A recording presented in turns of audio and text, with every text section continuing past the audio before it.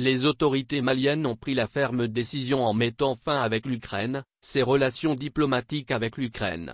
Le pays d'Assimi Goïta ne s'arrête pas là.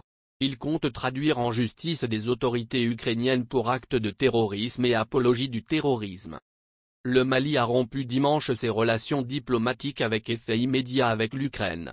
Il accuse ce pays d'être impliqué dans une lourde défaite de l'armée malienne et du groupe Wagner fin juillet dernier dans des combats contre des séparatistes et des djihadistes dans le nord. L'annonce de la rupture des relations diplomatiques a été faite par le porte-parole, le colonel Abdoulaye Maïga sur la télévision nationale. Dans le communiqué qu'il a lu, le gouvernement du Mali a pris connaissance, avec une profonde stupeur, des propos subversifs par lesquels Andriy Youssof, porte-parole de l'agence ukrainienne de renseignement militaire, a avoué l'implication de l'Ukraine dans une attaque lâche, traître et barbare de groupes armés terroristes ayant entraîné la mort d'éléments des forces de défense et de sécurité maliennes. Le fait que les rebelles aient reçu les données nécessaires qui leur ont permis de mener à bien une opération contre les criminels de guerre russes, a déjà été observé par le monde entier. Bien entendu, nous ne divulguerons pas les détails. Plus d'informations à venir ici aussi, avait déclaré lundi dernier, M. Youssof à la télévision ukrainienne. Une vidéo qu'avait relayée l'ambassadeur ukrainien au Sénégal. La sortie du diplomate dans la vidéo a fait réagir les autorités du Sénégal.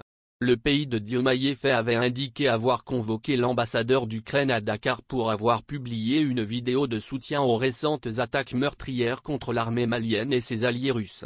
Ingérence étrangère. Le gouvernement malien juge que ces actes violant la souveraineté du Mali, dépassent le cadre de l'ingérence étrangère, et constituent un soutien au terrorisme international. Il va saisir les autorités judiciaires compétentes, prendre les mesures nécessaires pour prévenir toute déstabilisation du Mali à partir d'États africains, notamment à partir d'ambassades ukrainiennes installées dans la sous-région, avec des terroristes déguisés en diplomates, a dit M. Maïga.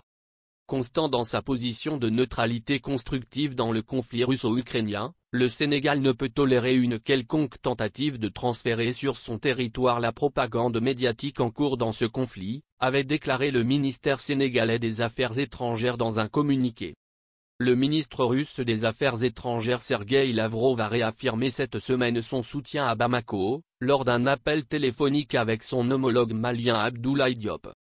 Les groupes armés séparatistes ont perdu depuis 2023 le contrôle de plusieurs localités du nord, après une offensive de l'armée malienne qui a culminé par la prise de Kidal, bastion de la revendication indépendantiste et enjeu de souveraineté majeur pour l'État central.